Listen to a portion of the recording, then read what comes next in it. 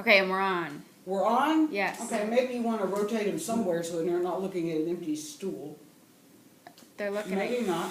They're looking at you. Oh, they look at me. Yeah. Chewing. All right.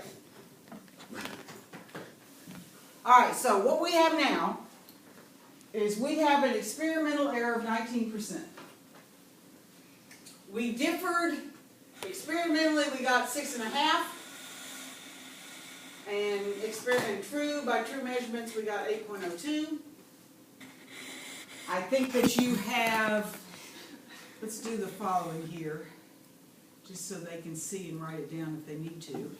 This true mu came from the fact that Do they need to be able to see this?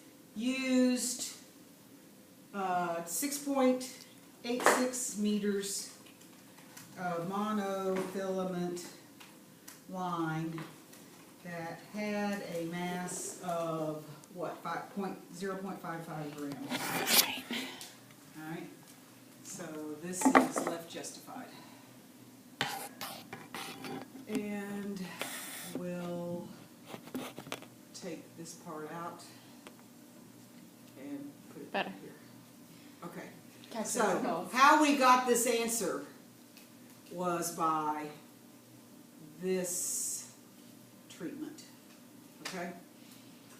So, I think they probably saw that on another part of the video, but in case they didn't, that's where the true value came from. So, all right? our true mu came from us using a 6.86 meter. 6.86 monofilament meter filament line that had a mass of 0.55 grams. Okay, just in case. they Okay, can't. just in case they can't. All right. So now, when we did our experiment, we did notice that as tension increased, frequency increased. Yes? Yes. All right. In fact, it almost looks like that we didn't even need to square the frequency. Now, I think that there's a possibility. This R squared is 0.99. Yes? Mm-hmm. Okay, let's see if we can add.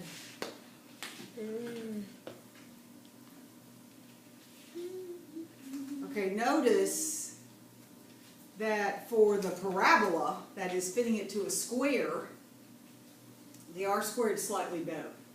All right? So what that says to me is that the scale on our reading, where you were trying to figure out what the frequency was on that vibrating scale, that scale was probably the biggest source of error, right? Because the quadratic fit is a little better than the linear fit, although the linear fit is beautiful, all right? But the quadratic fit is a little bit better, therefore we probably had tiny degrees of error in every measurement for frequency, all right?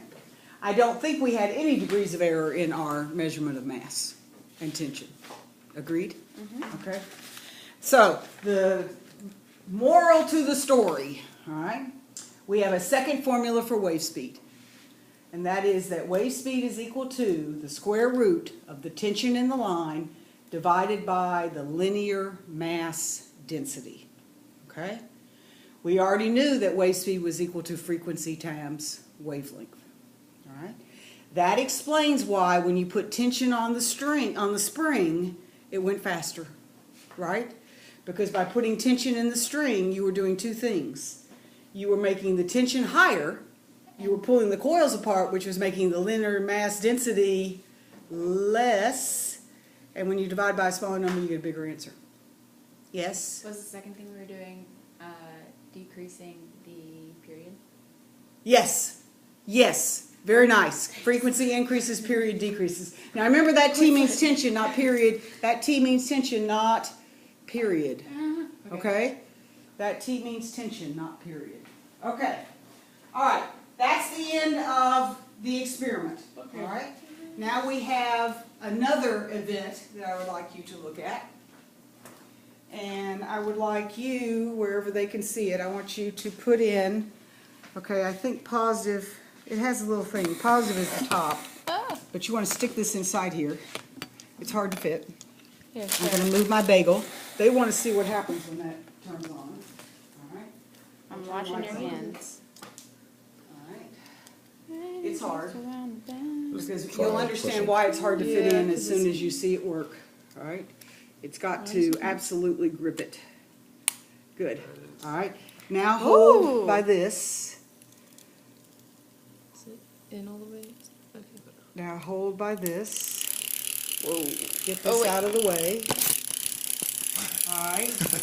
Now, I don't know if you can see it. Can you see? I can Oh, see. Can you see the disc? Oh, Alright. it's hard to see the string. The Alright, how string about is this? going like this. All right, Oh, they come can't up see to my hand here, either. And let's turn these off. And see if you can see the string if you hold it inside here. No, that's unfocused, so put go it up in that front way. of the, Oh, over here. Way up there, yes. All right. If it works, I'll erase that screen. All right. Maybe if Can we you go see up it? closer. All right, I can see it beautifully from here.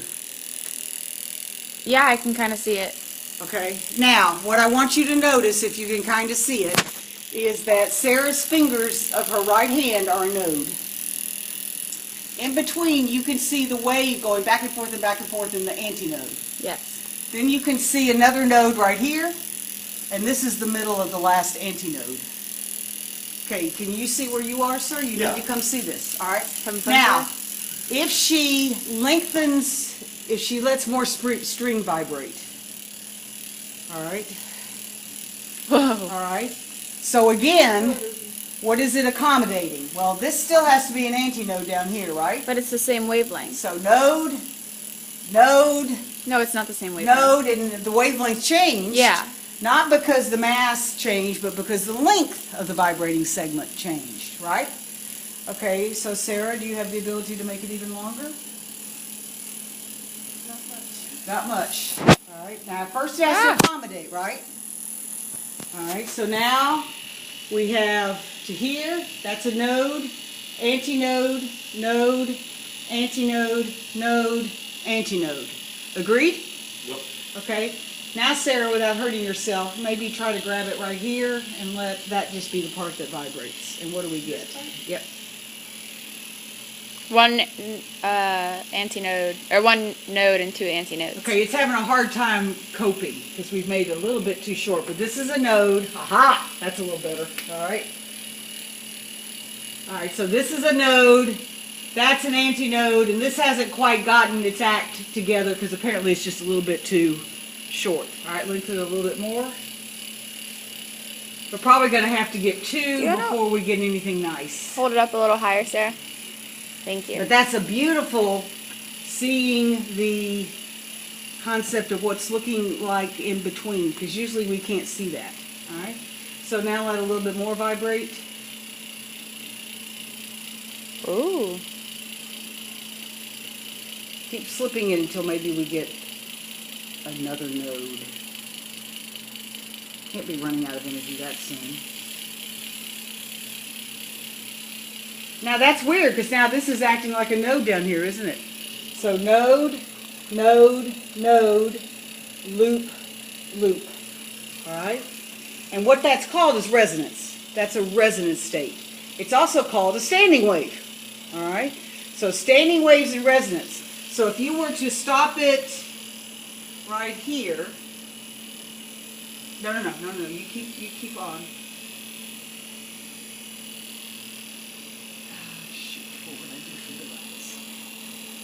If I could pinch it right where that node is, it should still keep vibrating. All right, that's what I'm trying to do. You're gonna But I pinch it? probably can't. Can you? Can't be? That's pretty close. All right, but it's, oh, look, she produced another node, so that means she's slightly off. All right, if we could get it perfect, then, and it might just be, yes, yes. Okay, so this part is here. It's still good. All right, so you can let go now. So those things are called loops. Node, antinode, node's a loop. Node, antinode, node's a loop. Node, antinode's a loop, or half a loop. All right? Those are standing waves. That's what was happening in this string, this monofilament, except that we just went from one node to the second node. Are we good? Yes. All right. Another word for this is called a standing wave because two identical waves are going in opposite directions to the same medium. All right? And now she's having fun. All right. So that's done. All right, I'll have to clean that thing off. Okay. Okay. Now what I would like you to see, or hear,